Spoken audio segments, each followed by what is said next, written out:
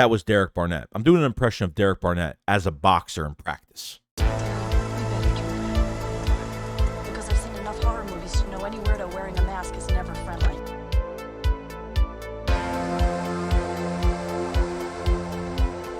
Yo, what is going on, guys? I hope everyone's having a fantastic day today. So the Colts come into town, and we had joint practice today, so I want to talk about all of that. It was a little bit of a juicy practice at times, so we're going to elaborate on some things going forward. But this is it, guys. We have a preseason game in a couple of days, our last preseason game, and that's it. We're going to start scheming, and things start getting more real with the regular season approaching, scheming against the New England Patriots for the first game of the season, and I'm really excited. I do like training camp. I do like seeing competition, and that's like my favorite thing about it, obviously, but, sometimes after a while, you just want the season to start. After that first preseason game, you're already ready for the for the season to start, and this is where we're at. So let's get into the news of training camp.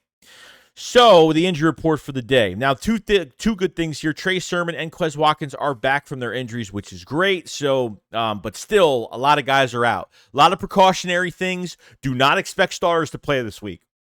Do not, especially defensively.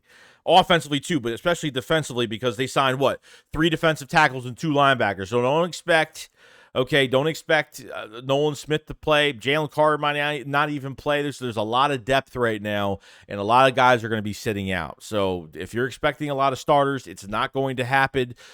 Britton Covey's still out with the hamstring. This guy has got to come back, dude. He's got no work. He hasn't really had an off season.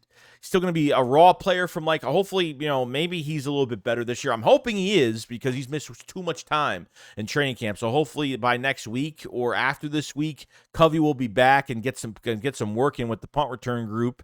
Kyron Johnson's out. Mauro Jomo had in concussion protocol. Hassan Reddick has got the thumb surgery. He won't be back to the regular season, so we're not rushing him. Nolan Smith with the shoulder. I don't expect him to play this week. Greg Ward with the ankle. And that's pretty much it with the injuries. So we're pretty fortunate there. A lot of precautionary ones here, and I think everybody will be back by the time the season starts, and everybody will be ready to go, unless obviously other things pop up. Knock on wood, but hopefully everything stays fine. Now we had the one-on-ones today. We had AJ Brown today against Kenny Moore, 2 touchdowns in the end zone. AJ Brown is just. I never say his name during training camp because he's always doing a fantastic job. Even before he signed with the Philadelphia Eagles, him and Hurts were working out every offseason together. So the chemistry was already there when A.J. Brown became a Philadelphia Eagle. I still can't believe A.J. Brown's a Philadelphia Eagle to this day. I just can't believe our wide receiver core, how much has changed from the past few years. And, A.J. Brown is just monstrous, those big boy catches. And Jalen Hurts is throwing dimes, and that's just the way it is all the time, Do I expect a bigger year from A.J. Brown this year? More than 1,600 yards or more than that? We'll see what happens.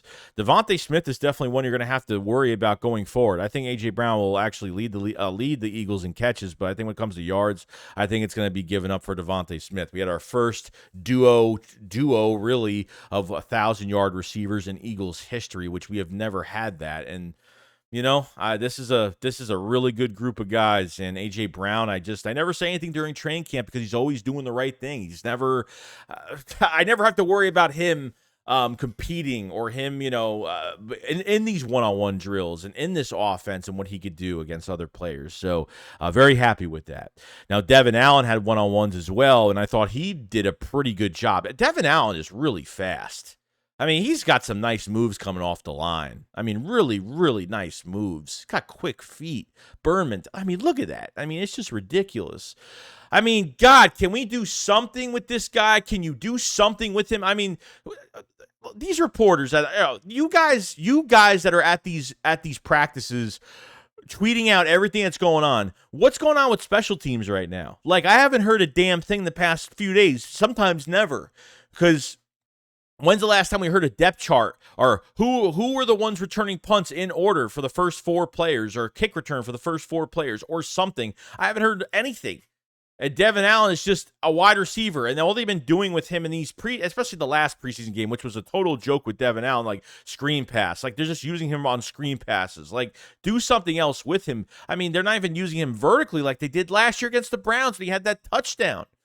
You know what I mean? Like, it just annoys me what they're doing with special teams with Michael Clay and the rest of these guys. Like, I don't know how good this is going to be. I'm hearing Aaron Sipos is on the hot seat right now for a punter. Like, Howie Roseman apparently is really paying close attention to special teams for this last preseason game. And Devin Allen's just not. Covey's not even playing, and Devin Allen's not getting his shot. Like, Covey's not even, like, in the lineup right now because he's out with this hamstring, and Devin Allen is still not getting opportunity, which I just don't get. I just can't stand it. It's Michael Clay, man. It's not good. Worst position on this team right now is special teams. All of it. Jake Elliott being the best player in our special teams unit right now. And Rick Lovato maybe as a long snapper. You know, other than that, I mean, that's as far as we go, and that's how sad it is right now. So that's all I really got to say about that. So I want to go into the 11-on-11s with Jalen Hurts as well. Jalen Hurts was actually in shotgun formation, fumbled the ball, picked the ball back up, and threw a touchdown to Devonta Smith. Devonta Smith had another leaping catch later over Darrell Baker for a touchdown in the end zone, which was great. Devonta Smith is having, I swear to God, like even last joint practice against the Browns, it was dangerous. No one could cover Devonta Smith. Devonta Smith had another fantastic day, which was kind of nuts. So funny enough, like Brian Johnson is opening this playbook so much more with a lot of trick plays. They were doing a halfback angle route, which is kind of crazy, where they have Smith in the backfield. Which, are they really actually going to be doing that with Devonta Smith, putting him in the backfield and running a route like that? That'd be pretty cool. I mean, I think you got to do more, and more is good. More to your arsenal and your playbook is great. They were actually using. They had a halfback pitch with Gainwell to Calcaterra today. I mean, Gainwell was throwing passes to Calcaterra. I mean, I like these little trick plays. You always want to have trick plays in your arsenal playbook, and you never know when you're going to need them. When you want to kind of if you're down by a touchdown, or maybe there's a defense that has figured out everything that you're doing or something offensively, and you want to add something to the playbook where you're going to totally trick them for a touchdown if you're in the red zone or something like that. We did it in 2017 on the flea flicker in the NFC Championship game. Obviously, the Philly special that was, no one knew that was gonna happen with Nick Foles with the touchdown. So you never know. You got to have plays like that going into games. And not saying you're going to use them every game, but when the opportunity shows up, you might be using them. So you always have to kind of be ready for that going forward. But like Grant Calcaterra had a really good practice. He had 2 to 3 catches. I think he had like 3 catches today, 2 back-to-back catches today. And I think your tight end group is pretty much set and done right now with Dallas Goedert, Grant Calcaterra, Jack Stahl. Obviously, Jack Stahl probably has a little bit more value because he can block a lot better, and he's a bigger body, and he's got reliable hands. And Calcaterra has become a really good blocker. I think he is our fastest tight end as of right now. So I really like the combination still with all 3 of those guys, and between Dan Arnold and Tyree Jackson, some of these other tight ends that we have. Probably not going to make it as much. Not really into it too much. Mariota had a pretty good day, a couple good passes today, but I think one where him and DeAndre Swift had a really good connection on going out for a pass. Big game by DeAndre Swift. Swift is definitely not playing this week. We saw him for 2 snaps literally, and that was it in that first preseason game. And don't expect anything more. I can't wait to see this whole entire running back core. I think Rashad Penny had a better game. DeAndre Swift is just having a monster offseason right now, and healthy, which is good. Good. Healthy for DeAndre Swift and Rashad Penny. We need to keep that way throughout the whole year. If you could distribute these carries nicely, keep these guys healthy throughout the end of the year, it's going to be really special, and I'm very excited for that, going forward. So now going into the defensive side of things, where things got a little spicy today. things got a little spicy today. Now Bradbury got beat on one-on-ones by Alec Pierce today. So he got a little burnt. There is video on it. I wasn't able to find it, but I know there was video on it earlier. He got a little toasted today.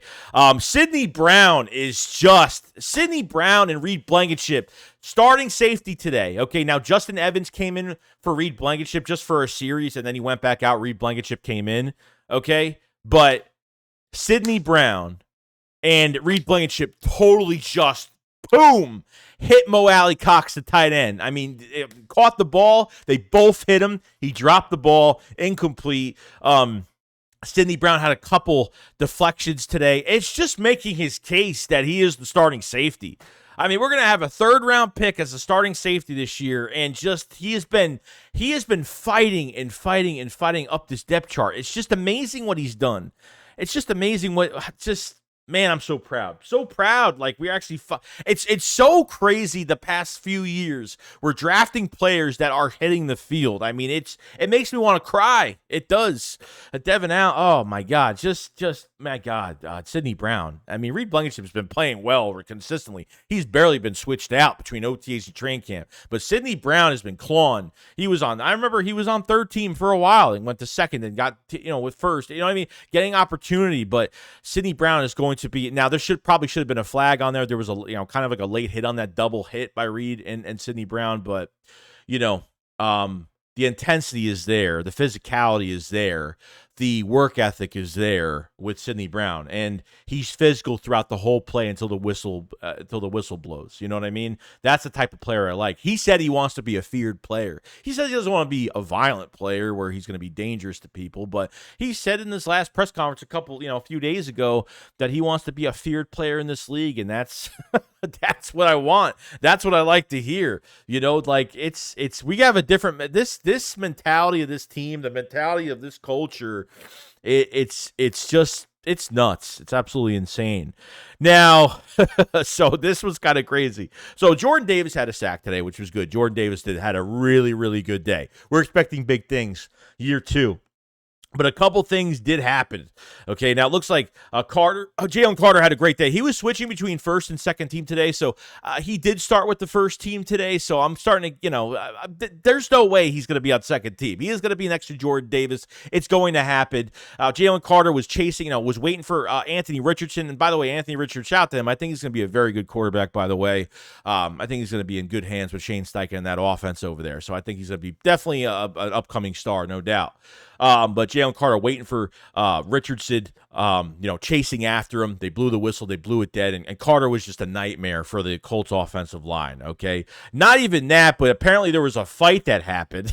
And, of course, who was involved in this fight? It says, the fight, Eagles defensive end Derek Barnett apparently punched Colts rookie quarterback Anthony Richardson during practice to attempt to get the ball out, which led to a fight. Jalen Carter and tons of other Eagles ran over there, and Carter had to be held back. I mean, I don't know. This is Elliott Shore Park saying this, so he might be spicing things up a little bit. But from what I heard, Derek Barnett and Jalen Carter were pretty much – Derek Barnett had some pressure and apparently slapped the ball from Anthony Richardson. That's what I heard. He slapped the ball from Anthony Richardson. There was a shoving match, and Barnett threw a punch, and that was pretty much Jalen Carter got in there, and Carter had to get held back. I mean, it's just nuts. I mean, when Derek Barnett's talked about in when it's another player getting a fight in camp, people just talk about the fight, and that's it. Every time Derek Barnett's involved, it's like they have to add these other words, like he was violently punching. You know what I mean? They always have to add these extra curricular words when Derek Barnett's involved. As long as he's not doing it to our own team, I really don't care. But at the end of the day, like, I hope Barnett has a lid on his brain, because he's got to keep that on, because this is going to ruin drives. Okay, I don't mind the fight. I don't mind defending your team. I 100% get that with Derek Barnett. But when it comes to this team, and when it comes to just, you got to keep your cool at certain moments and not be selfish. It's about the team. It's not about you and how you want to go after somebody. It's about the team. You're getting your, if how many times in 2021? Eight penalties. I don't know how, 8 penalties. I think he led all defensive ends in penalties, 2 sacks for the year. Barnett, I think, will have an okay year. As much as I'm opening to not really wanting him on this team, I think he will have a pretty good year. I'm not saying he's going to have a double-digit sack season this year, but I feel like he will get some pressures. He will do his job. Contract year for Derek Barnett. I don't expect the Eagles to re-sign him, but it would be nice if he was very productive, and I think there's a good chance he will be. As long as he can stay cool and he's not, a drive killer this year. You want your defense to get off on 3rd down. You know what I mean? After 3rd down, you want to get off the field and get your, that's what I'm saying. Get your punt return unit on to get the offense rolling.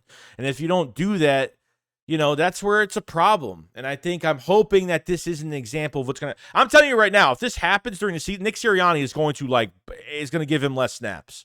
I'm not even kidding. It's going to happen. Like, there's no way Nick is going to be tolerating this. From one guy that didn't play last year. You know what I mean? Like, then so I don't know. I think a lot of this is taken out of proportion here with like he threw a punch at Andy. I know he stripped the ball from him today. I know he definitely did that. But it wasn't the only time there was a fight. Jalen Carter was he was doing such a great, he was getting so much pressure today. It was great. But not even that, but I mean, Jason Kelce had a lot to say they too.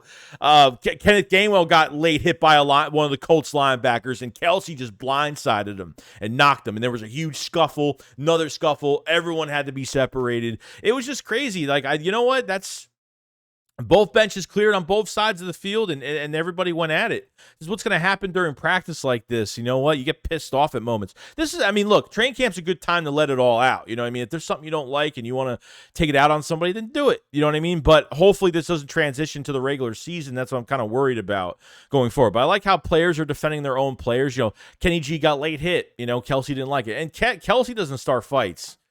You know, I know that one of the players yelled at Kelce and said 62's a bitch or something like that. That's what was said during practice today. So just a crazy day. But that's pretty much it. I mean, it was a shorter. I mean, I think it was a full hour, but I think it was like 45 to 48 minutes. Probably a little bit longer than that, but I don't even think it was a full hour. I think after that Kelce hit, I think that was the last thing that happened. So we heard nothing on special teams today. Sidney Brown is looking like an ultimate starter next to Reed Blankenship. I mean, the hits and just, my God, playing so well. A.J. Brown doing a great job. Devin Allen, great on one-on-ones. Hurts was fantastic today. Devonta Smith was catching everything today. I mean, just destroying everybody. Now we're going to the last preseason game now. I think and then this last preseason game is really for guys that aren't going to make this roster. It's for guys that are trying to put on a show for the rest of the league to see if they can get a roster spot somewhere else. Okay, that's where it's coming to. We have a lot to look over with special teams and Aaron Sipos, and a lot of rumors that Howie Roseman is looking. I heard Aaron Sipos is on the hot seat right now. That was the article from a couple days ago, and it's going to be interesting to see how much of this special teams does change. We have cuts August 29th. After 2 more days, that's it. We're getting ready for the New England Patriots. So there will be walkthroughs tomorrow, most likely. So no reporters, and then we get to the Colts practice, most likely. To the Colts. We get to the preseason game, most likely. Sorry, and that's it. So let me know what you guys thought about the joint practices between the Eagles and the Colts. Shane Steichen coming back, and a lot of good things to take out of it, and obviously a lot of things that are maybe worrisome, but I really wouldn't make a big deal because it's only training camp, and these are the times where it's not a real game and you can get away with a lot of things. So totally get it. But Hurts is up there. Everybody's having a good practice. This defense with Jalen Carter, man, I'm so excited. Can't wait. You guys, if you last this long in this video, make sure you subscribe to the channel. Make sure you like the video as well for more Eagles content every single day. We will have a live stream in the next couple days. I will schedule a live stream for us to definitely start talking about all of camp in general and what you liked and what you've been seeing from this roster that you're a fan of, not a fan of. And that's it. You guys have a fantastic day. Enjoy your work week, and I'll see you guys on the next one. Shakes, what up, follow, peace out, guys. Peace.